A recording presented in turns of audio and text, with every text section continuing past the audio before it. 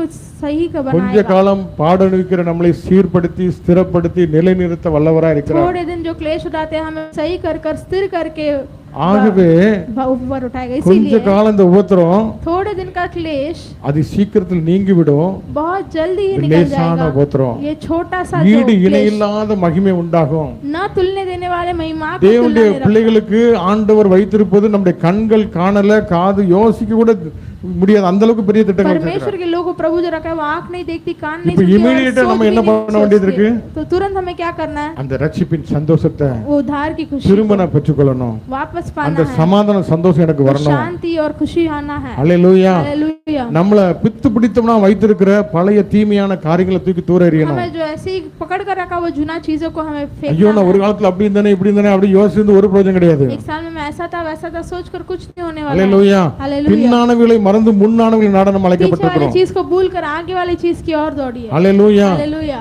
அந்த தாவீதுக்கு நான் உதவி பண்ணலையேங்கிற செய்தியை கேட்டு அவன் பித்து பிடித்தன ஆயிட்டான். दाऊद को मैंने मदद नहीं किया करके वो वचन वो सुनकर वो ऐसे ही बैठ गया। அவன் பேர் என்ன பேரு?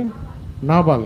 அல்லேலூயா. नाबाल जो था அந்த நாபால் பித்து பிடித்தவனா இருந்தா நல்லது கிடையாது. वो नाबाल ऐसे ही पत्थर जैसा बन गया था। அந்த ஆத்மா செத்து போச்சுனாக்கி பிறகு கொஞ்ச நாள் கழிச்சு இதுவும் அதுல பலன் இருக்காது, நோய் வரும், வியாதி வரும், மரணம் வரும். अगर वो आत्मा मर गया तो फिर ஆனா தேவனை நோக்கி பார்த்து लेकिन प्रभु की ओर ஆண்டவரேன்னு சொல்லி நம்ம அவரை நோக்கி பார்க்கும் प्रभु போது करके आप उनकी ओर மறுபடியும் உயிர்ப்பிக்க வல்லவராய் இருக்கிறார். वापस जी उठाने के लिए ஆகவே தான் सामर्थ्य है। வெளிப்படுத்தல் 19ஆம் அதிகாரம் 13ஆம் வசனம் என்ன சொல்லுகிறது? इसलिए प्रकाशित वाक्य 19वां अध्याय में 11 में क्या लिखा है?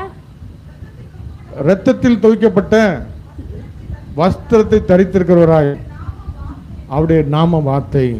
அல்லேலூயா. हालेलुया। அந்த இரத்தம் தெளிக்கப்படுற இடத்துல வெற்றி விடுதல் உண்டு. जहां पर भी लहू இயேசுங்கிற இயேசுங்கிற நாமத்துல நமக்கு ஜீவன் உண்டு. यीशु के नाम से जीवन है। இந்த ரெண்டு அதிகாரத்தை நம்ம வச்சுட்டு ये दो अधिकार को हम நம்ம रखकर வேஸ்டா போகாம हम नाश न மறுபடியும் இரத்தத்துக்குள்ள ஓடி வந்தோம். फिर से लहू के अंदर आ जाए। அல்லேலூயா. हालेलुया। அந்த இரத்தத்துக்குள்ள ஓடி வருவோம். हम जब लहू के पास அந்த जाएंगे மீட்பை அடைவோம். वो छुटकारा அந்த நாமத்துல पाएंगे, ஜெயம் எடுப்போம். नाम से विजय நாம் पाएंगे। ஜெபிக்கும் போது கர்த்தர் பெரிய காரியங்களை செய்ய हम வல்லவராய் प्रार्थना இருக்கிறார். करते समय प्रभु बड़ा कार्य करे। நம்மை போல பாடுள்ள மனுஷனுடைய ஜெபத்தை கேட்டு கர்த்தர் பெரிய காரியங்களை செய்வார் हमारे என்று जैसे சொன்னார். जो क्लेश से मनुष्य प्रार्थना நம்முடைய करेगा प्रभु வாழ்க்கையில सुनेगा। இயற்கைக்கு அப்பாற்பட்ட தெய்வ மகிமை வெளிப்படும். हमारे जिंदगी में நீ துன்பத்தை கண்ட வருடங்களுக்கு நிகராக சரியாக உனக்கு மகிழ்ச்சியாக வைப்பேன்னு சொல்லுகிறார். जो जो दुख देखे उस दिनों से बढ़कर तुम्हें आशीष யாக்கோபு என்னும் சிறுபூச்சியே, याकूब छोटी कीड़े, இஸ்ரவேலின் சிறு கூட்டமே, इस्राएल एक छोटे நீ झुंड, பயப்படாதே, तुम मत डरो, நான் உன்னோடு இருக்கிறேன். मैं तुम्हारे साथ हूँ। ஹalleluya. நான் உன்னோடு இருக்கேங்கிறத मैं तुम्हारे இந்த साथ हूँ। ஜனங்கள் அறியும்படி விளங்க செய்வேன் ये சொல்றார். लोग देखने के लिए प्रकट करो।